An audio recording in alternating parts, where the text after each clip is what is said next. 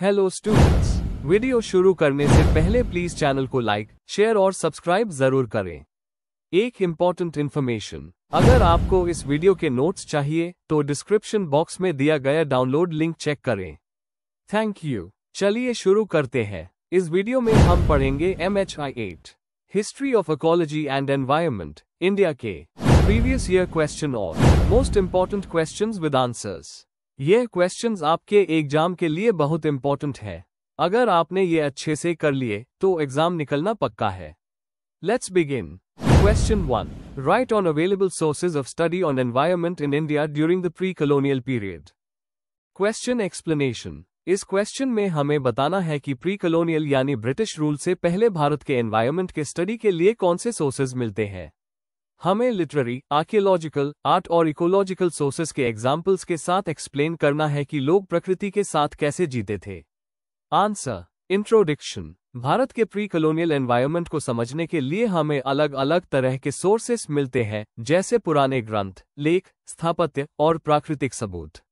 ये सोर्सेस बताते हैं कि पुराने समय के लोग अपने आसपास के प्राकृतिक संसाधन का कैसे उपयोग करते थे और उनसे कैसे जुड़कर जीते थे। कॉलोनियल रिकॉर्ड्स से पहले यह हमारे लिए सबसे महत्वपूर्ण डाटा है। Main body. 1. लिटरेरी और रिलीजियस टेक्स्ट्स। वैदिक ग्रंथ, ऋग्वेद और अथर्ववेद जैसे ग्रंथों में नदियों, वनों, पशुओं और खेती के काफी उल्लेख मिलते हैं, जो बताते हैं कि प्रकृति जीवन का मुख्य हिस्सा थी। महाकाव्य और पुराणास। रामायण और महाभारत में प्राकृतिक दृश्य, पेड़ पौधों और जीव जंतुओं के वर्णन मिलते हैं। पुराणास में पर्यावरण के प्रति सम्मान और वनों के रक्षण की बात की गई है। बुद्ध और जैन साहित्य अहिंसा के सिद्धांत और प्रकृति के साथ समन्वय का संदेश देते हैं। जातक कथाएं वन और जीवन के बेहतरीन उदाहरण देती है। 2. पुरातात्विक और भौतिक सबूत। हड़प्पा और मोहेंजोदड़ो जैसे स्थलों पर खुदाई से ड्रेनेज और वाटर सिस्टम मिलते हैं, जो उनके एनवायरमेंटल नॉलेज को दिखाते हैं। शिलालेख और ताम्रपात्राओं में जमीन, वन और सिंचाई के विवरण मिलते हैं। उपकरण, मूर्तियां और बस्तियों के अवशेष से खेती और वनोपज जीविका के सबूत मिलते हैं। 3. कला और चित्रकला के सबूत। मंदिरों और मूर्तिकलाएं। प्राचीन काल की कला में पेड़, पशु और प्रकृति के प्रतीक दिखते हैं, जो नेचर के प्रति लोगों के आध्यात्मिक रिश्ते को दिखाते हैं। अजंता गुफाओं के चित्रों में वन जीवन और खेती के दृश्य मिलते हैं। 4. विदेशी यात्रिकों के लेख। मेगास्थीन्स, एफेहीन और हायन सांग जैसे यात्रिकों ने भारत की नदियों, वनस्पति और खेती के बारे में लिखा। इनके ट्रैवलॉग से हमें बाहर के नजरिए से एनवायरनमेंट के विवरण मिलते हैं। 5. इकोलॉजिकल और जियोग्राफिकल एविडेंस। Pollen analysis. इससे पुरानी वनस्पति और मौसम के पैटर्न का पता चलता है। नदियों और मिट्टी का अध्ययन। पुराने रिवर कोर्सेज और सॉइल लेयर्स से एनवायरनमेंट में आए बदलाव का ज्ञान मिलता है। Tree rings. इनसे बारिश और डिफॉरेस्टेशन के रिकॉर्ड मिलते हैं।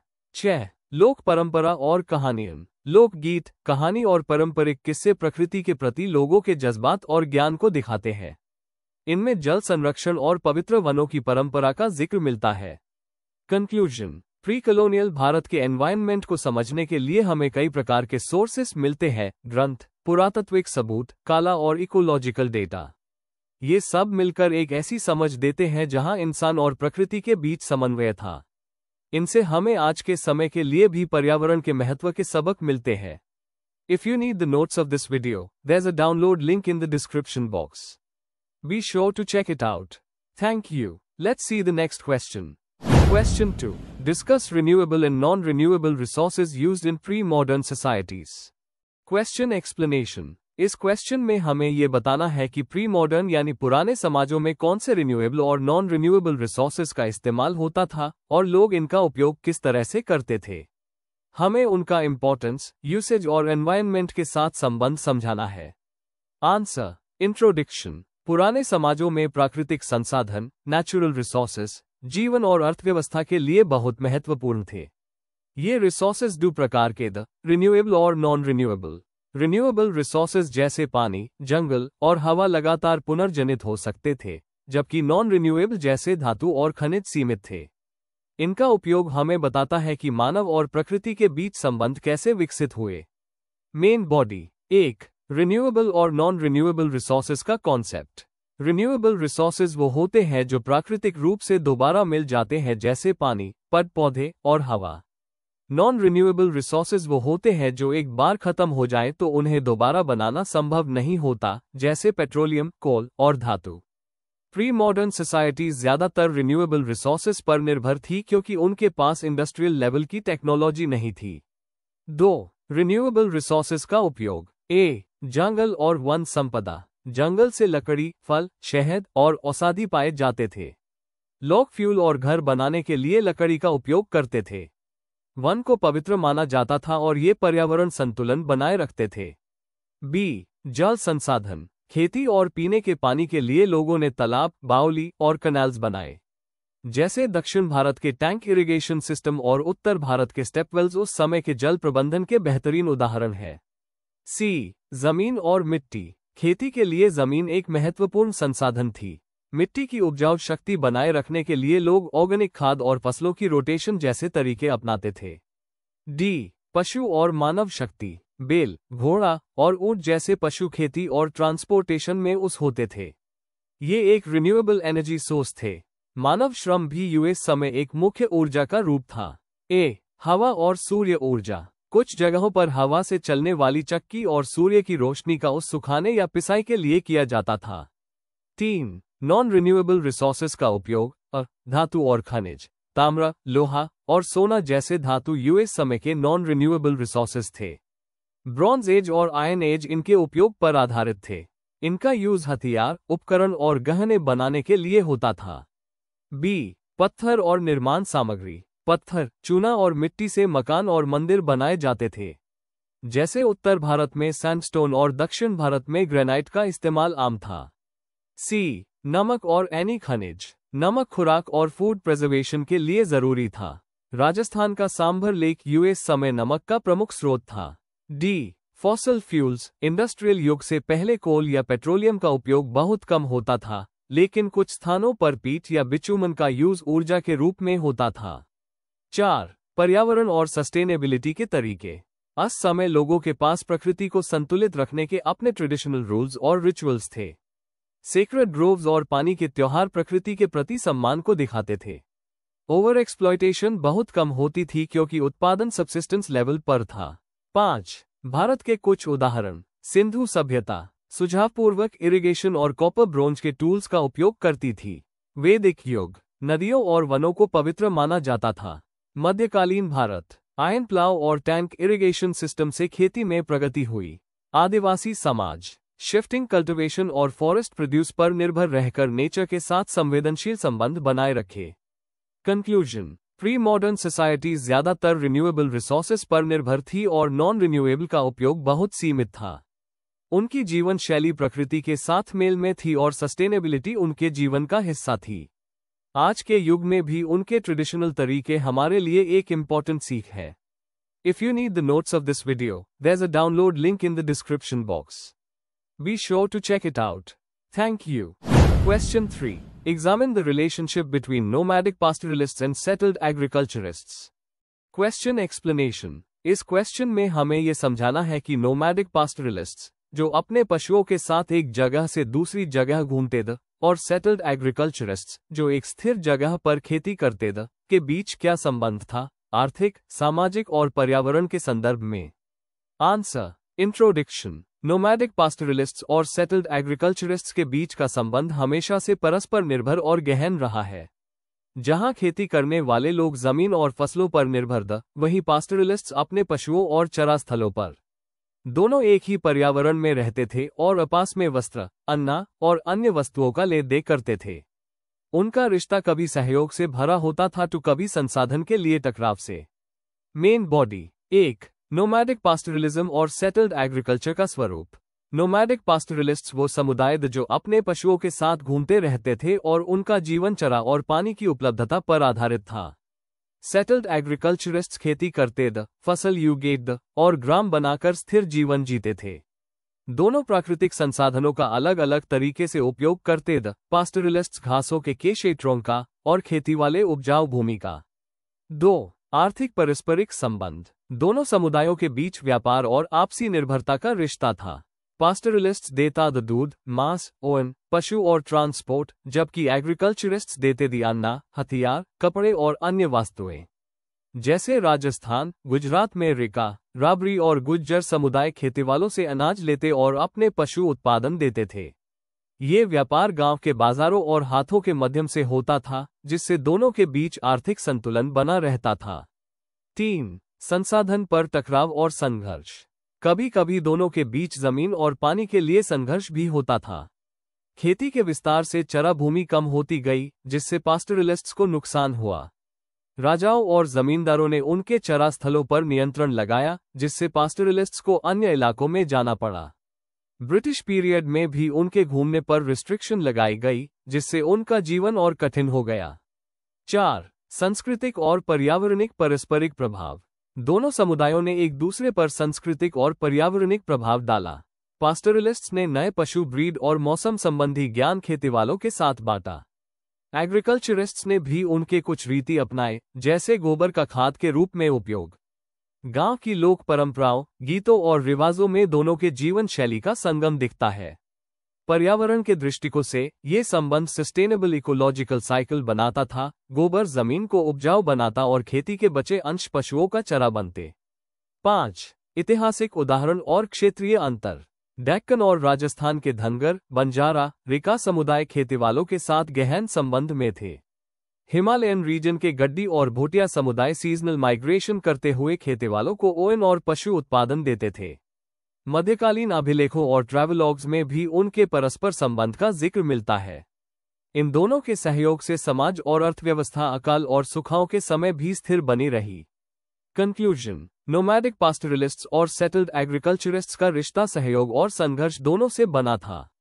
दोनों ने एक दूसरे पर आर्थिक और सांस्कृतिक प्रभाव डाला, जिससे गांव और पर्यावरण दोनों समृद्ध हुए। इनका पारस्परिक जीवन भारतीय इतिहास के एक सस्टेनेबल और संवेदनशील इकोलॉजिकल मॉडल को दर्शाता है। If you need the notes of this video, there's a download link in the description box. Be sure to check it out. Thank you. Question 4. Write a note on early medieval agrarian developments. Question explanation. इस question में हमें early medieval period 600 CE to 1200 CE के दौरान खेती बाड़ी में हुए बदलाव और उनके सामाजिक आर्थिक प्रभाव पर लिखना है। इसमें land use, irrigation system, crop pattern और लैंड ओनरशिप जैसे पॉइंट्स को समझाना है। Answer. Introduction. Early medieval period India के इतिहास का एक ऐसा दौर था जिसमें खेती और गांव के जीवन में बड़े बदलाव आए। 600 से 1200 CE के बीच नए खेती के क्षेत्र बने, इरिगेशन सिस्टम विकसित हुए और टेम्पल्स और लोकल रूलर्स का भूमिका बढ़ गई। आयरन टूल्स के इस्तेमाल और प्लाव के प्रसार से प्रोडक्टिविटी बढ़ी। इस दौर में रूरल इकोनॉमी और सोसाइटी दोनों का नया रूप बना। Main body. 1. खेती का विस्तार और लैंड यूज। इस पीरियड में खासकर दक्षिण और पूर्वी भारत में नए जमीन खेती के लिए खोले गए। फॉरेस्ट्स को क्लियर करके नए खेती के क्षेत्र बनाए गए, कई बार राजा या सामूहिक गांव के प्रयास से। आयरन टूल्स और हाल के उपयोग से खेती ज्यादा प्रोडक्टिव हो गई और कुछ जगहों पर डबल क्रॉपिंग भी होने लगा। चोला, पल्लव और प्रतिहारा जैसे राजवंश ने रेवेन्यू बढ़ाने के लिए खेती को बढ़ावा दिया। 2. सिंचाई और तकनीकी सुधार। इरिगेशन ने स्टेबल एग्रीकल्चर का बेस तैयार किया। दक्षिण भारत में टैंक इरिगेशन, जिसे एरी या कुत्तम कहते हैं, काफी एडवांस था, खासकर चोला राज्य में। टेम्पल्स और राजा दोनों इरिगेशन टैंक्स और कैनाल्स बनवाने में भाग लेते थे। इन सिस्टम से धान, राइस, गन्ना और पल्सेस जैसे फसलें अच्छी तरह उगाई जाती थी। 3. मंदिर और लोकल इंस्टीट्यूशंस का योगदान। मंदिर सिर्फ धार्मिक जगह नहीं थे, बल्कि आर्थिक केंद्र भी थे जो जमीन संभालते थे। उन्हें देवदाना और अग्रहरा के रूप में लैंड ग्रांट्स मिलते थे। मंदिर इकोनॉमी में कारीगर, पुजारी और किसान सब सम्मिलित थे, जिससे गांव एक सेल्फ सफिशिएंट यूनिट बन गया। साउथ इंडिया के सभा और विलेज काउंसिल्स लोकल एग्रीकल्चर और डिस्प्यूट्स को मैनेज करते थे। 4. लैंड ग्रांट्स, ओनरशिप और खेती के संबंध। इस समय लैंड ग्रांट्स देने का ट्रेंड बढ़ गया था। रूलर्स ब्राह्मण्स, ऑफिशियल्स और टेम्पल्स को लैंड देते थे। इन ग्रांट्स के साथ रेवेन्यू राइट्स भी मिलते थे, जिससे मिडलमैन, जमींदार या लोकल चीफ्स का विकास हुआ। किसान या रैयत जमीन पर काम करते और अपनी फसल का एक हिस्सा रेंट के रूप में देते थे। इससे कुछ जगहों पर सेमी फ्यूडल सिस्टम उभर आया जहां लोकल चीफ्स का ज्यादा कंट्रोल था। 5. सामाजिक और आर्थिक प्रभाव। खेती से बचा हुआ सरप्लस ट्रेड और बाजारों के विकास में मददगार रहा। रूरल सोसाइटी में लैंडलॉर्ड्स, टेनेंट्स और मजदूर जैसे अलग अलग वर्ग बन गए। टेम्पल्स ने एजुकेशन और कला के केंद्र के रूप में भी विकास किया। फॉरेस्ट क्लियरिंग और इरिगेशन के कारण एनवायरनमेंट में भी बदलाव आए। कंक्लूजन। अर्ली मिडीवल पीरियड के अग्रेरियन डेवलपमेंट्स ने भारत के रूरल लाइफ और इकोनॉमी को नई दिशा दी। खेती का विस्तार, इरिगेशन के नए तरीके और लैंड ग्रांट्स ने एक नया सोशल स्ट्रक्चर तैयार किया। इन्हीं पर आधारित था रीजनल किंगडम्स और टेम्पल बेस्ड इकोनॉमी का विकास। If you need the notes of this video, there's a download link in the description box. Be sure to check it out. Thank you. Question 5. Write short notes on any two of the following in about 250 words each. A. The Himalayas. B. Characteristics of hunting-gathering communities. C. Early agriculture and environment. D. Irrigation in early India. Question explanation. इस question में हमें दिए गए topics में से किसी भी दो पर छोटी और क्लियर एक्सप्लेनेशन लिखनी है। हर नोट में डेफिनेशन, की फीचर्स, हिस्टोरिकल कॉन्टेक्स्ट और उनका एनवायरनमेंट के साथ कनेक्शन बताना है। यह क्वेश्चन नेचुरल फीचर्स जैसे हिमालयस और ह्यूमन एक्टिविटीज जैसे एग्रीकल्चर, इरिगेशन दोनों को समझने पर बेस्ड है। आंसर। इंट्रोडक्शन। इंडिया के एनवायरनमेंट और इकोलॉजी को समझने के लिए हमें नेचुरल फीचर्स और ह्यूमन एक्टिविटीज दोनों पर ध्यान देना पड़ता है। हिमालयस, हंटिंग गैदरिंग कम्युनिटीज, खेती और इरिगेशन जैसे फैक्टर्स ने भारत के कल्चरल और इकोलॉजिकल डेवलपमेंट को शेप किया। इन्होंने ह्यूमन और नेचर के बीच के संबंध को अलग अलग युगों में डिफाइन किया है। ए. द हिमालयस। 1. जियोग्राफिकल और इकोलॉजिकल इंपॉर्टेंस। हिमालयस भारत के उत्तरी हिस्से में एक बड़े माउंटेन सिस्टम के रूप में स्थित है, जो नेचुरल बैरियर और क्लाइमेट रेगुलेटर दोनों का काम करते हैं। यह मॉनसून वाइंड्स को रोककर इंडो गैंजेटिक प्लेन्स में बारिश लाते हैं। गंगा, यमुना और ब्रह्मपुत्र जैसे बड़े नदियों का जन्म भी यहीं से होता है। 2. कल्चरल और हिस्टोरिकल महत्व। हिमालयस को भारत की परंपरा में पवित्र माना गया है। यहाँ देवताओं और ऋषियों का निवास माना जाता है। पुराणास और महाभारत जैसे ग्रंथों में इनका महत्व बर दिखाई देता है। ये एक प्राकृतिक सीमा होने के साथ साथ कल्चरल एक्सचेंज का रास्ता भी रहे हैं। 3. Environmental aspect. हिमालयस एक इम्पॉर्टेंट इकोलॉजिकल जोन है जहां बायोडाइवर्सिटी और मिनरल रिसोर्सेज दोनों मिलते हैं। आज के समय में ये रीजन डिफॉरेस्टेशन, टूरिज्म और क्लाइमेट चेंज के थ्रेट का सामना कर रहा है। B. Characteristics of hunting gathering communities. 1. जीविका का तरीका। ये लोग जानवरों का शिकार, मछली पकड़ना और जंगल से फल फूल तोड़ना अपनी रोजी रोटी के लिए करते थे। इनकी इकोनॉमी इमीडिएट कंजम्पशन पर बेस्ड थी, सरप्लस या स्टोरेज नहीं होता था। 2. एनवायरनमेंट के साथ संबंध। ये प्रकृति के साथ पूरी हार्मनी में जीते द रिसोर्सेस का सस्टेनेबल यूज करते थे। सीजन के हिसाब से जगह बदलना, नोमैडिक लाइफस्टाइल इनका एक तरीका था नेचर को प्रोटेक्ट करने का। 3. सामाजिक और सांस्कृतिक पहलू। इनका समाज इक्वल था, जहां हायरार्की या प्राइवेट लैंड ओनरशिप नहीं होती थी। ये प्रकृति को पवित्र मानते द पड, नदी और जानवरों को देवता के रूप में पूजते थे। 4. पुरातत्व के सबूत। भीमबेटका और आदमगढ़ जैसे स्थलों पर मिले स्टोन और बोन टूल्स इनके जीवन के सबूत हैं। गुफा में माइल पेंटिंग हंटिंग और डेली लाइफ को दिखाते हैं। कंक्लूजन। हिमालयस और हंटिंग गैदरिंग कम्युनिटीज दोनों भारत के एनवायरमेंटल हिस्ट्री के बेस एलिमेंट्स हैं। हिमालयस ने भारत के क्लाइमेट और कल्चर को शेप किया, जबकि हंटिंग कम्युनिटीज ने सस्टेनेबल लिविंग का एग्जाम्पल दिया। इन दोनों को समझने से हमें मानव और प्रकृति के संबंध का एक होलिस्टिक दृष्टिकोण मिलता है।